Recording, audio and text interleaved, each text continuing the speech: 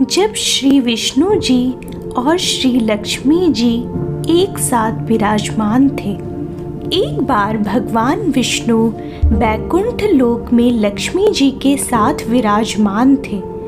उसी समय ऊंचे श्रवा नामक अश्व पर सवार होकर रेवंत का आगमन हुआ।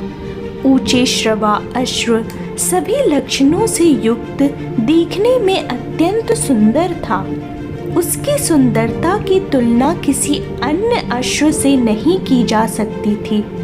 अतः लक्ष्मी जी उस अश्व के सौंदर्य को एकटक देखती रह गई। जब भगवान विष्णु जी ने लक्ष्मी जी को मंत्र मुग्ध होकर अश्व को देखते हुए पाया तो उन्होंने उनका ध्यान अश्व की ओर से हटाना चाहा, लेकिन लक्ष्मी जी देखने में तल्लीन रहीं। भगवान विष्णु द्वारा बार बार झकझोरने पर भी लक्ष्मी जी की तंद्रा भंग नहीं हुई। तब इसे अपनी अवहेलना समझकर भगवान विष्णु को क्रोध आ गया और खींचकर लक्ष्मी जी को शाप देते हुए कहा, तुम इस अश्व के सौंदर्य में इतनी खोई हो कि मेरे द्वारा बार बार झकझोरने पर भी तुम्हारा ध्यान इसी में लगा रहा, अतः तुम अश्वी हो जाओ। जब लक्ष्मी का ध्यान भंग हुआ और शाप का पता चला तो वह क्षमा मांगती हुई समर्पित भाव से भगवान विष्णु की वंदना करने लगी। मैं आपके वियोग में एक पल भी जीवित नहीं रह पाऊंगी, अतः आप मुझ पर कृपा करें एवं अपना शाप वापस ले लें। तब विष्णु ने अपने शाप में सुधार करते हुए कहा, शाप तो पूरी तरह वापस नहीं लिया जा सकता, लेकिन हाँ, तुम्हारे अश्व रूप से पुत्र प्रसव के बाद तुम्हें इस योनि से मुक्ति मिलेगी और तुम पुनः मेरे पास वापस लौटोगी। भगवान विष्णु के शाप से अश्वी बनी हुई लक्ष्मी जी यमुना और तमसा नदी के संगम पर भगवान शिव की तपस्या करने लगी। लक्ष्मी जी के तप से प्रसन्न होकर शिव पार्वती के साथ आए। उन्होंने लक्ष्मी जी से तप करने का कारण पूछा। तब लक्ष्मी जी ने अश्वी हो जाने से संबंधित सारा वृतांत उन्हें सुना दिया और अपने उद्धार की उनसे प्रार्थना की।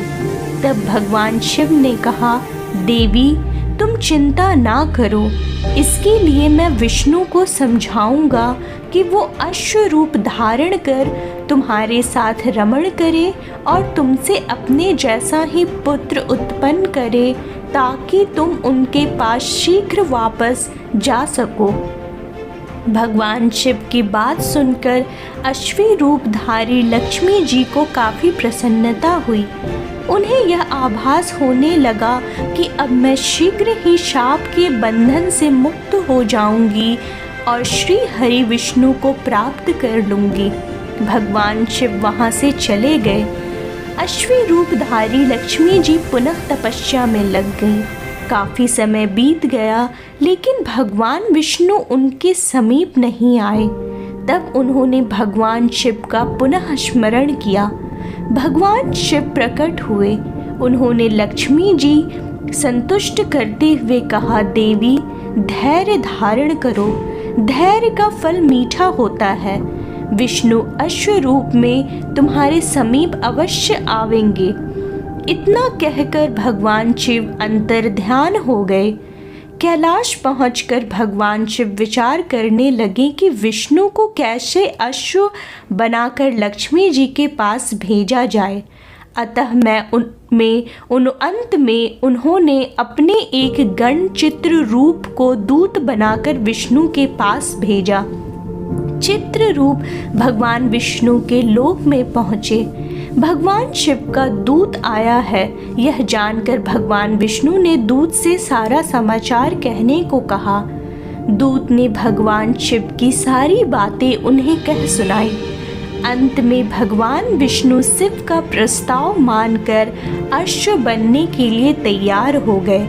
उन्होंने अश्व का रूप धारण किया और पहुंच गए यमुना और तमसा के संगम पर, जहां लक्ष्मी जी अश्वी का रूप धारण कर तपस्या कर रही थी।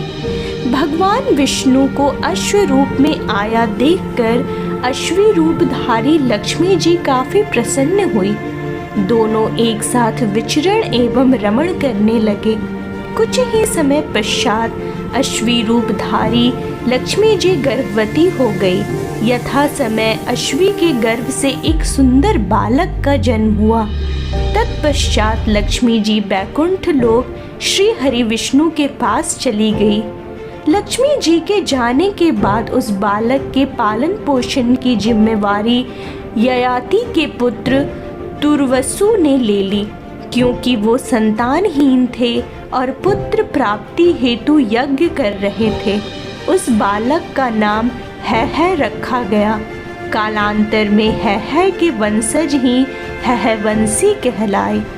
जय माता लक्ष्मी।